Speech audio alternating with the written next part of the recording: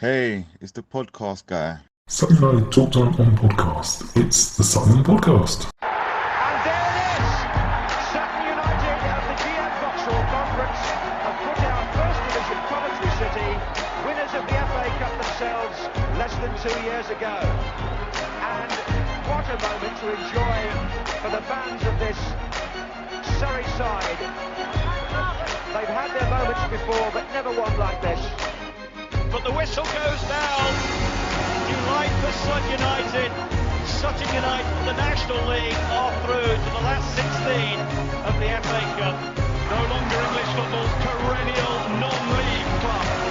A 123-year crescendo reaches a new peak for Sutton United, who are promoted to the Football League for the first time.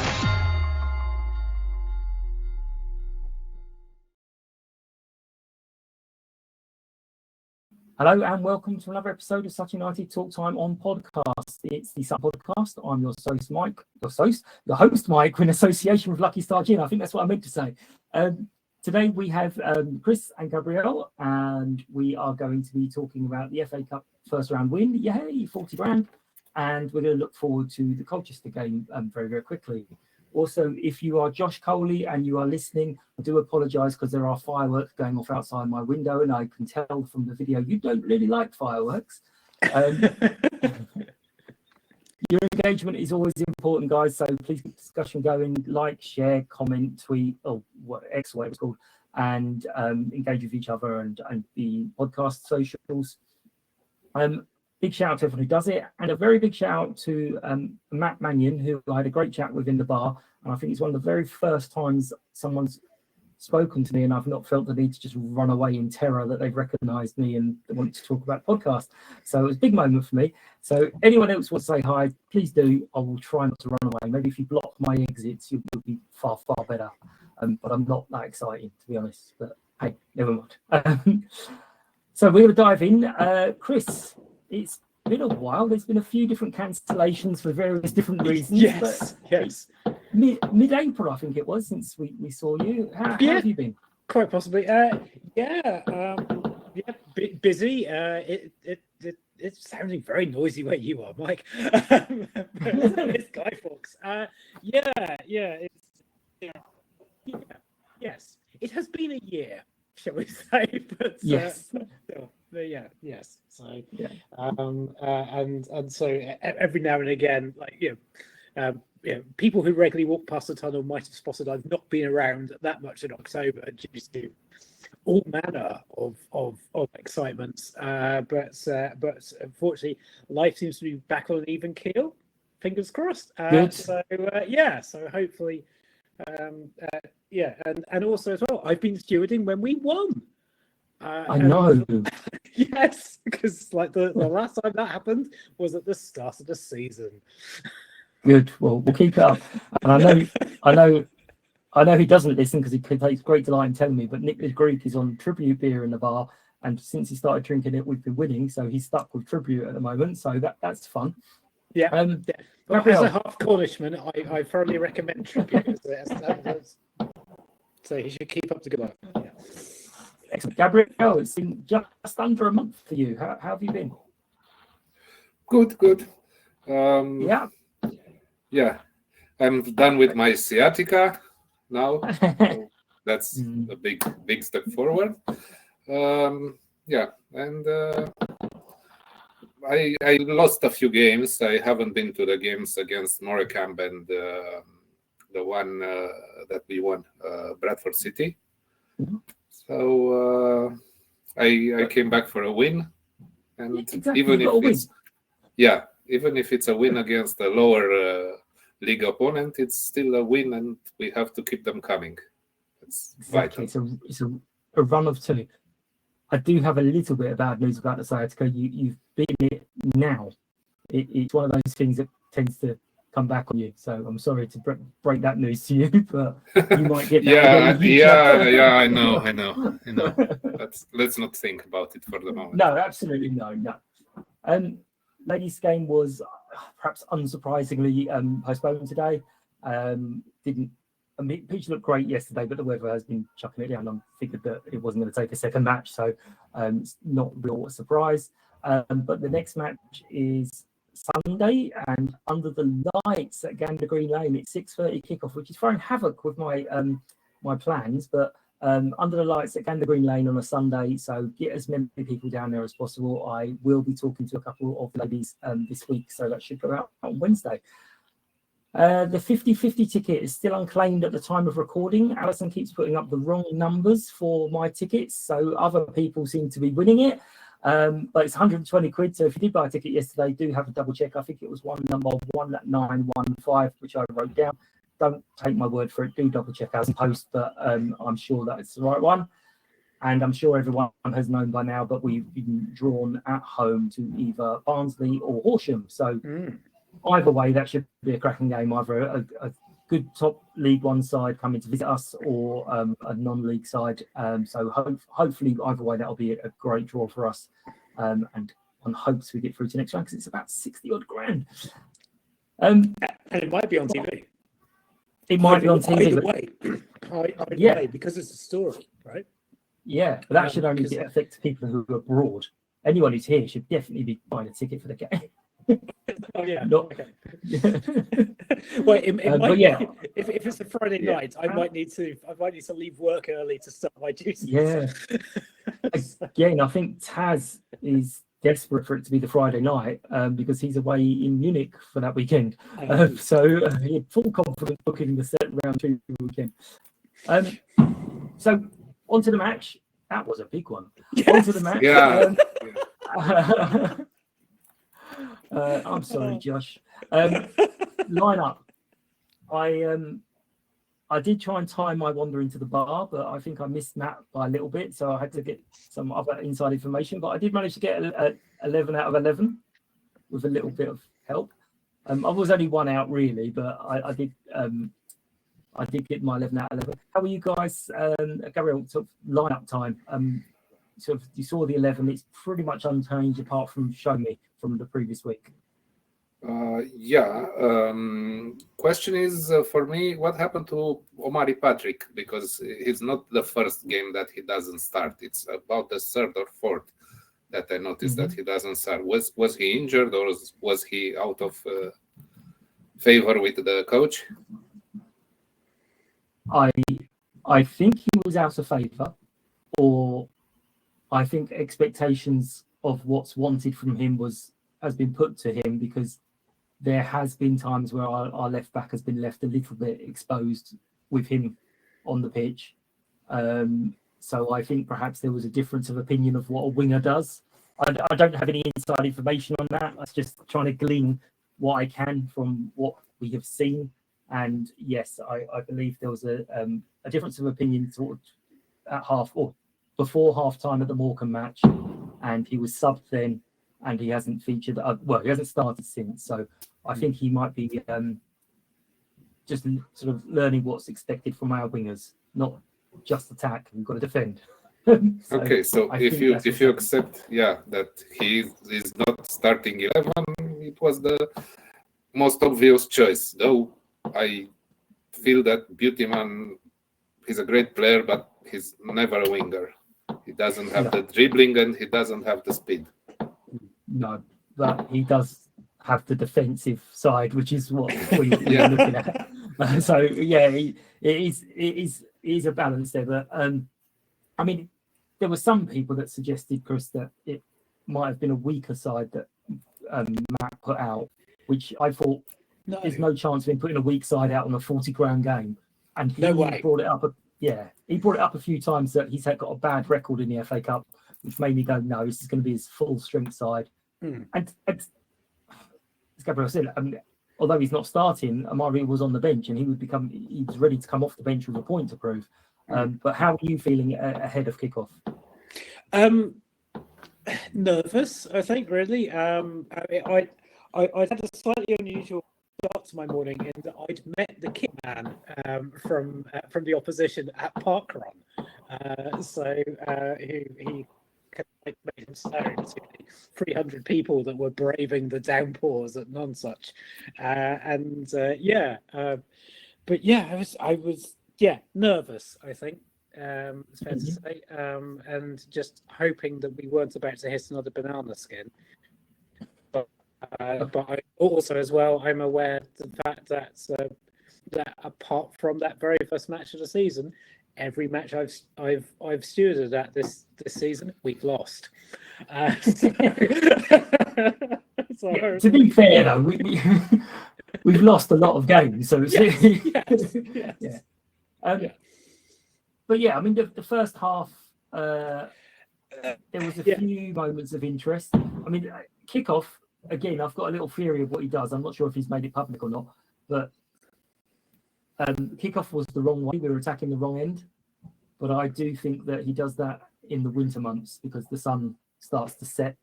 And I think that must be a tactical reason. But what were your thoughts in the first half, Gabriel? Well, we didn't look too good. We didn't create many chances. We had basically one at the beginning, one at the end, just before their goal.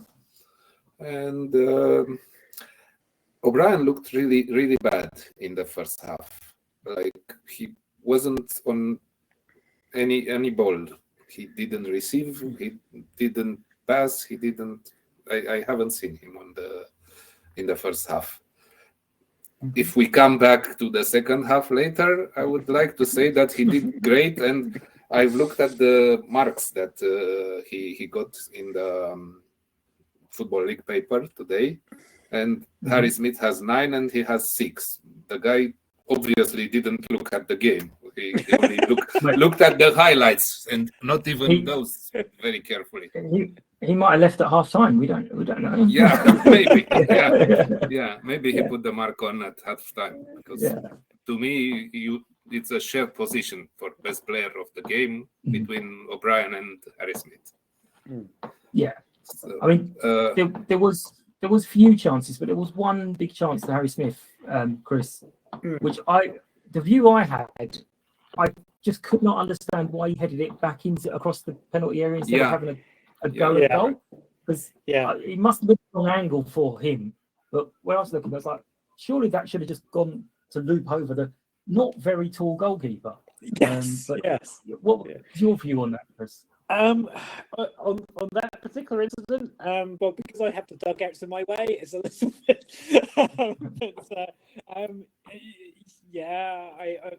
I definitely felt that early on, in that first half, we ought to have taken the lead, and then we were losing the battle of midfield, and I was just getting really nervous, and then when they scored, I thought, that had been coming, unfortunately. But I didn't see the goal. I don't think I saw any of the goals yesterday, which is what happens when you're a tunnel steward. Sometimes, like, there's an incident happening, you're having a conversation with the fourth or something, and then, we've scored. Oh, okay, right. I must be a professional. Yes. But there was another incident, Gabriel, where I put the video out because it looked like, to me, a penalty on Ben. Now, I've had someone come back and comment and say, no, your player kicked their player. And I'm trying to watch it going, how are you seeing that? Because Ben's kicked the ball and then their guys just kind of jumped into him. I mean, I don't know if you've seen it. I'm not saying you have to watch my videos at all, but did you see it? Did you think it was a penalty when you saw it, Gabriel? Yeah. Actually, I did believe. I thought it was never the case for a attacking foul. I actually streamed what the heck because it was really an odd decision, and in which he tried to get away from not giving the penalty because the incident was there. There was an incident, so you either call it on one way or the other way, pretending that it was the different way. Yeah, but looking also at your video, it looks like a penalty, a delayed intervention, and From what he could have got away with just doing a goal kick because the ball had gone out of place. He could have just went, I'm ignoring that altogether. But so, go on, Chris, what were you going to say? I was going to say, from what I saw, I think that I wondered whether he perhaps hadn't been able to have a good view of the incident, and so because he didn't have confidence that it was a penalty, didn't I think that was definitely what we felt in the tunnel from what we saw of it. But as I, so our view is sometimes obscured, and also sometimes obscured by by players warming up or wanting to wander off to go to facilities. Well, you mentioned it a minute ago, but we just thought we're going to get to half time. This hasn't been great. Matt will go and sort them all out.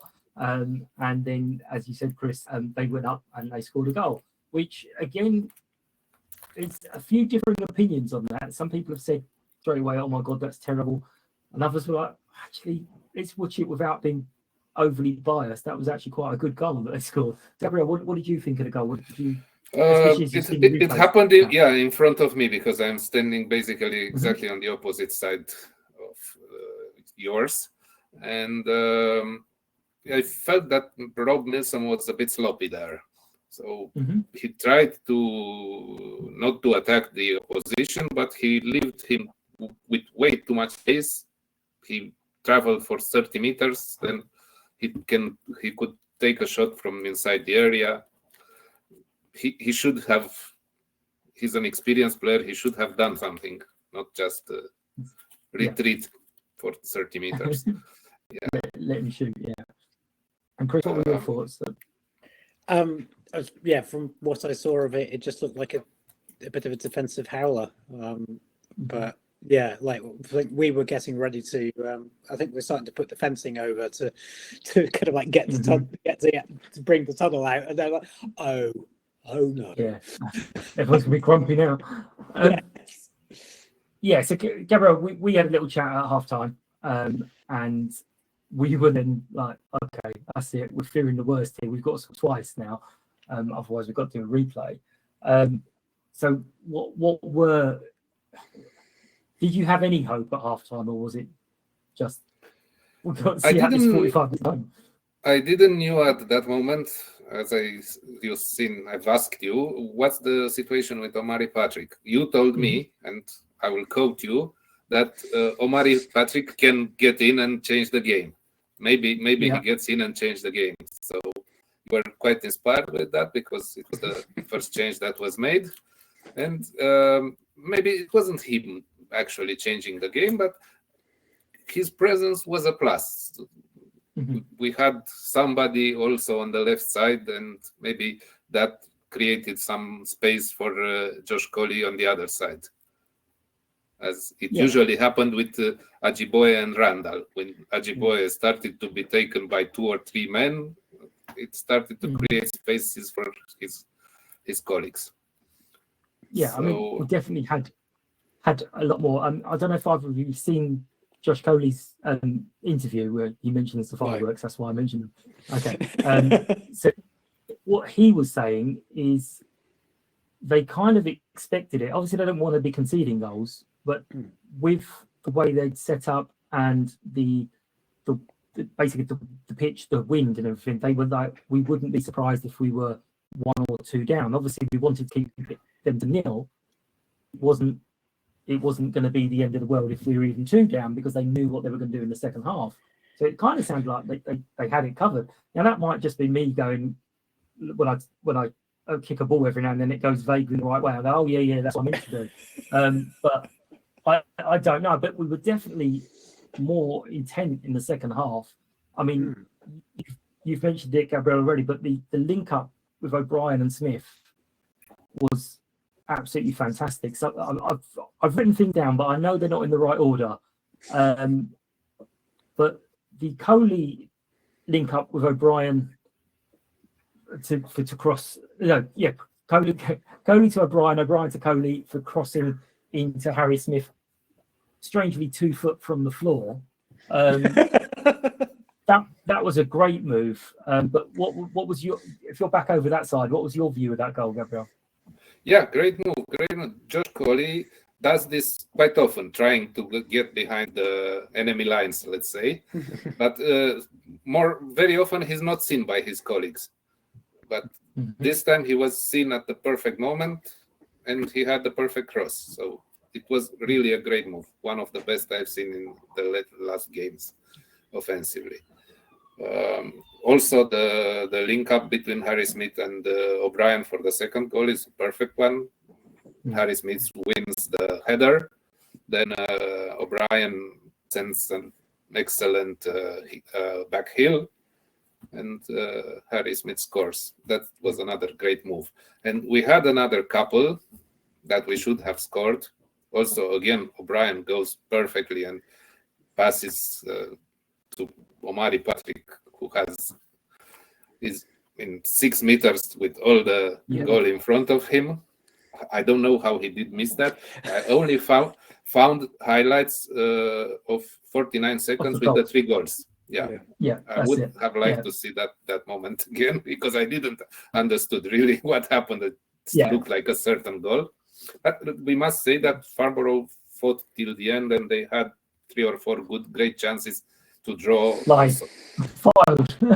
Don't say Farnborough. It's filed. Yes. Sorry.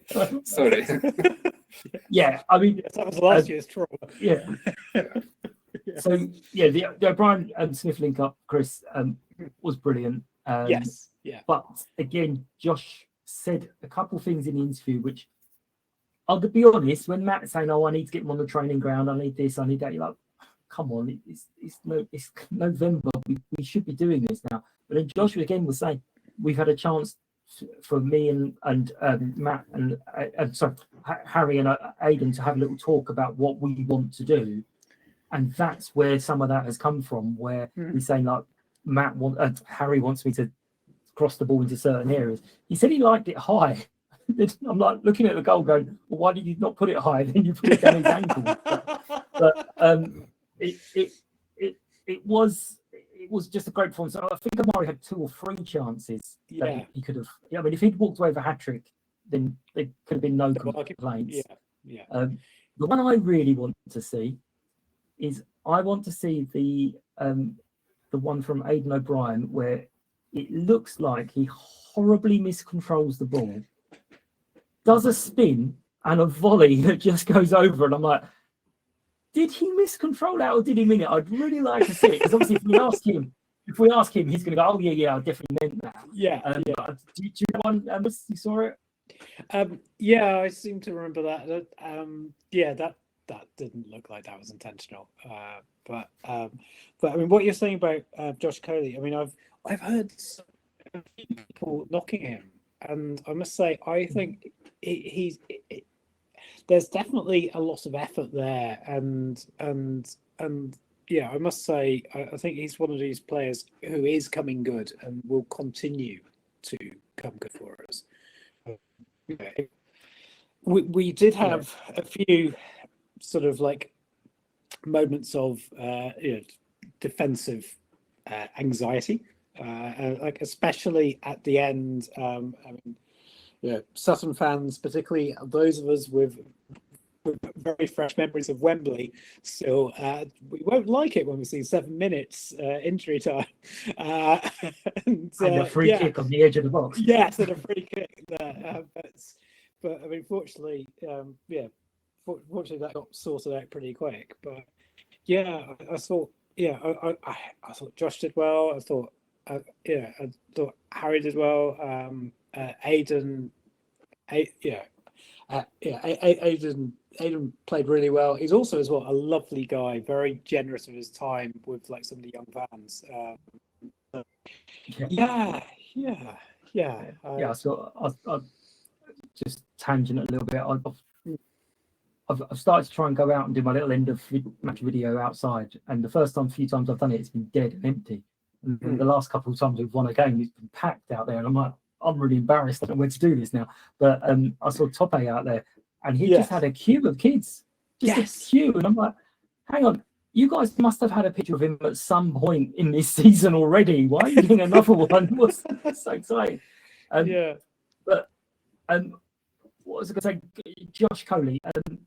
I'm wondering if part of the frustration from us, the fans, not every single fan, but in general, is he's not doing what we expect him to do, as in he's not doing what Dave was doing, but we don't know what Matt has told him to do. Yeah. So because Matt's obviously not going to come out, Gabriel, and say, oh, this is what my tactics are, this is what I want Josh Coley to do, to let everyone know. Potentially, do you think some of the frustration is because we don't know what he's been told to do? We're getting on his back because he's not doing what we want him to do. Well, I liked him in more than one game lately, so maybe he's just a slow starter. Maybe he's just warming up still. He has the potential. He has the moves. Obviously, he's not going to be another Ajiboye, but he can do his own game, and he can do it well. He has some very interesting departures, and when the midfielder will know him better and will see him better, this might leave him alone with the keeper more often than just once, as in the previous game. Yeah, hopefully he'll make better choices when that happens. There's more confidence, I'm feeling. Definitely. There's definitely a more confident performance. I mean, I wasn't here for the Bradford game. I was very nervously watching updates, but so I was pleased with the spirit. And like in the position that we are in the league, that's a really good thing to be able to sort of say that the spirit is there. Sure. Yeah, obviously points, but like the spirit kind of shows, that we're not turning on each other. No, there's a definite togetherness. Yes, and you can see that when going back to the Bradford game, you can see that photo of that reminded me of when Rory Deacon scored a late goal against, I think it was Cheltenham, and there was that pile of bodies, and it just reminded me of that photo so much. It was beautiful to see. But oh gosh, it was such relief yesterday.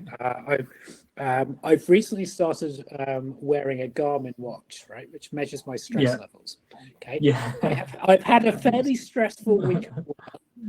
Yesterday was the highest stress rating of the week. Yeah, I think Claire has that on her Apple Watch, and it gave her warnings at the Wimbledon game at their place last year. It gave her sort of flashing warnings, and it was the noise volume as well was going, "No, shush, calm down." But I sort of had a few comments, asked people for their comments, and one of them basically wrote the script for the show. He was a neutral fan. I think he's actually a Lincoln fan, and his message was, "I was there as a neutral. The first half you looked like a National League side. Second half you looked like a playoff contender." And I was like, "Well, that's going to be a boring show because we've just summed it up in 12 words." So it's true, though. And yeah, exactly. And James, maybe not playoff contender, but like mid-table. No, the second half again. If we could play the second half always, I really don't think we'd be struggling at all. And then James, that's fine. That's mid-table, right? Yeah. James summed up our entire season so far. The first half, a team that looked lethargic and pedestrian and a total lack of effort. The second half, completely different side that would comfortably stay in League Two. No idea how the same players can perform so differently so quickly. Again, wish we knew. And a comment about Rob Milson, which I think you already mentioned, Gabriel, was quite slow for the first goal and nearly conceded in the last few minutes again. I think it was a bit harsh to say he nearly conceded because I think between him and Omari, they could have brought down the player a little bit earlier than they did. And how much trouble would we be in without Harry Smith? I think it's 9 goals he scored. So 2 more. And I think he's beaten our highest ever goal scorer at this level in one season. Because I'm pretty sure Ali scored 10 in one season, and one of them I still dispute because I'm sure it was an own goal. He he scored 3 more than our joint top scorers from last season. Yeah, absolutely. Yeah. I would never be so uncharitable or say that. but how important has he been for us? Gabriel, we'll start with you on that one. Yeah, he's a vital player, and I don't want to imagine the team without him. He's the one that is clearly a progress from last year's team to me, and I wish we had him 2 years ago. You know, when there was that great team with Olaf and the whole Wembley story. But the past is the past, and you cannot change that. Yeah. Let's hope we will form another great team, and we will be able to do that by staying this year, because it's gonna be a tough fight. You look around you and you wonder who's gonna get behind. I said that after the last week's game. We had Forest Green 2 wins out of the last 3 games. We have Colchester 2 consecutive wins. So, okay, it's Tranmere that's going bad at the moment, but the second team will have to find them. I got hopes for Swindon Town. Yeah. they seem to be imploding at the moment. So, how many points they have now? Yeah, I think they're I don't know. over I think 20. I think they're 10th, but there's still a chance. But yeah, Of Chris, course. what are your thoughts on Harry? I think when Harry's not been there, because he hasn't been there for every game, has he? Then I think we have lacked something. And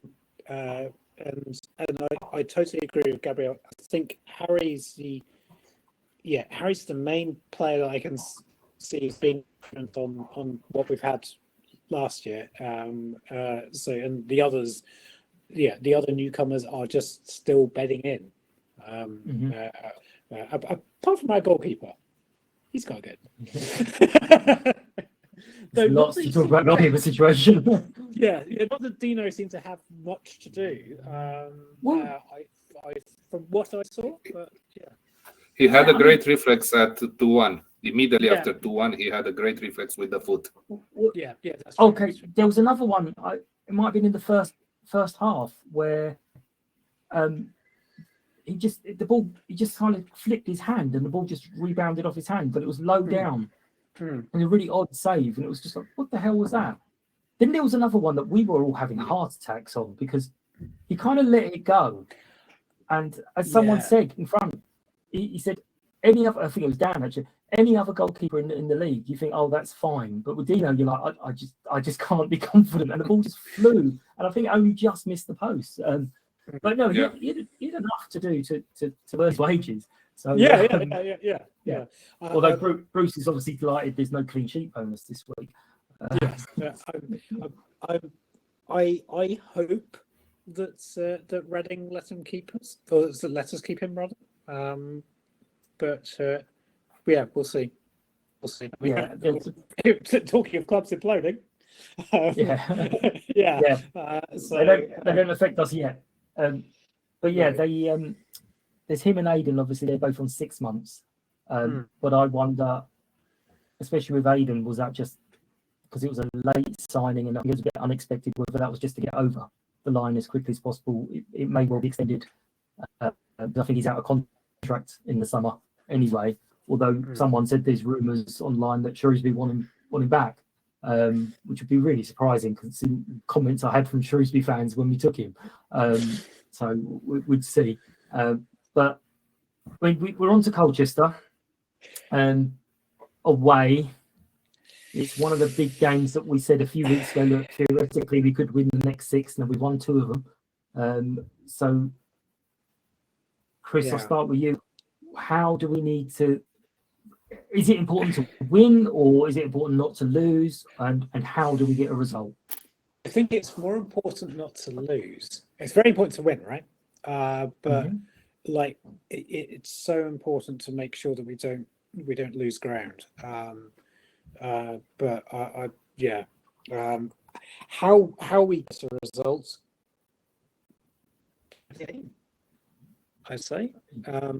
Maybe start with Amari, but I think pretty much that. But I don't know. Yeah, it would just be nice to pick up a point on our travels. Yeah, And I think that would definitely help. That would help confidence, because I suspect I have this feeling that like the vast majority of our points are going to come from home. But so any point that we can pick up on the road's the bonus. yeah. So Gabriel, yeah. Gabriel, would you start with the defensive kind of lineup that we had at Wrexham and then bring on the attackers, or would you start more attacking and then bring on the defenders to shore it up? What would you do, Gabriel? The classical formation, the 4-4-2, because you can defend also by keeping them at a distance. If you retreat too much, eventually someone will take a shot from 25 meters in the last minute, and you might still lose. But yeah, it's vital to get a point. It's vital to keep having positive results and to build up confidence rather than to build up the lack of confidence that we've shown in the first 10-12 games. And the fall that we had after being scored the first time. Yeah. I mean, Chris, I think it was you and I that was talking afterwards, and we were saying the fact that yesterday was quite a difficult game and they had to dig in and come from behind could actually be quite beneficial, although not great to watch. It could actually be beneficial in the long term because they now know they can do it. Yeah, completely. And same as with the Bradford game as well, isn't it? Did we not come from behind, or there was another game recently where we came from behind as well. Yeah. But yeah. Oh no, it was the Morecambe. Came from behind and managed to lose. But I mean, I think these things are giving us confidence, because it's not like as soon as we go behind, like we know we can find ways to get back in. So but I mean, it's obviously very helpful if we score first. Like, I mean, you and I were stood next to each other, Mike, at Crawley, and when we found lots and lots of exciting ways to score, non-goals, and I think it will help my nerves if we score first. A couple nice boring 2-0 wins would do us very well.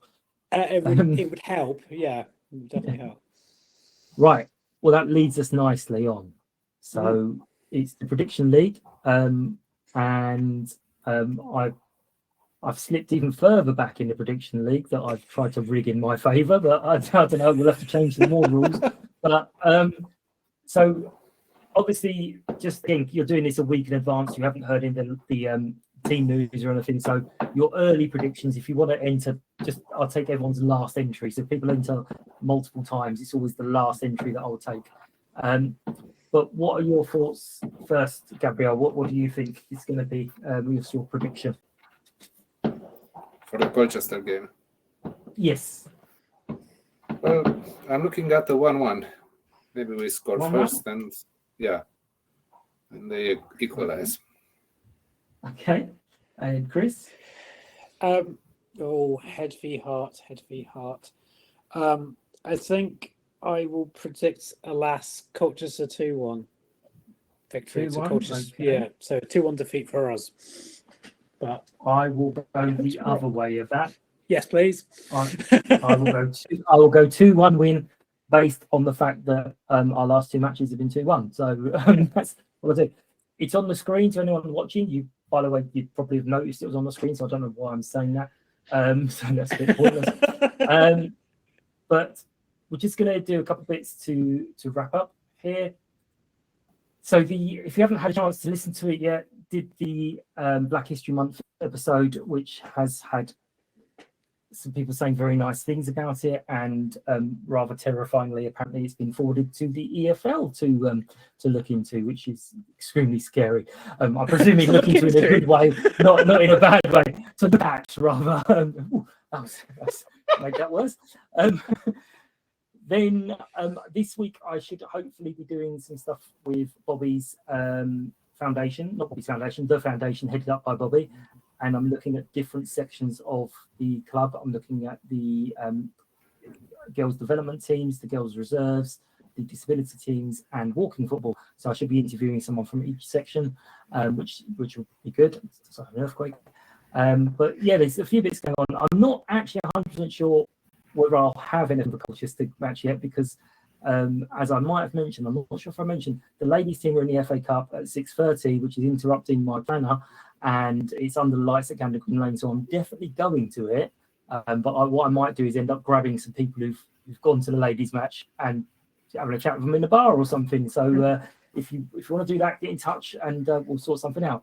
But the next one that's coming out is it's a couple of the ladies team. I've definitely got Zoe and Sophie lined up, which would be great because Sophie can talk me through her cross/goal, and Zoe can talk me through her illegal penalty shootout saves, which someone was very upset about next to me, which was hilarious. But as for now, thank you both. Thanks everyone for listening. This is some podcast in association with Lucky Star Gin. I said it right this time. Follow, like, share, give us your feedback on all socials at Sutton Podcasts. Leave a review on the third platform or on YouTube, where people randomly are disliking things. Which I'm like, I can't even understand what's to dislike on that. But it's okay. So yeah, just give us a little shout on YouTube, and next time we will see you. We're definitely Zoe and Sophie, maybe one more if I can badger someone. But thanks for listening. And Joe, thanks for your ear attention. Thanks a lot, guys. Cheers. Bye-bye. Cheers. Bye. Bye. United!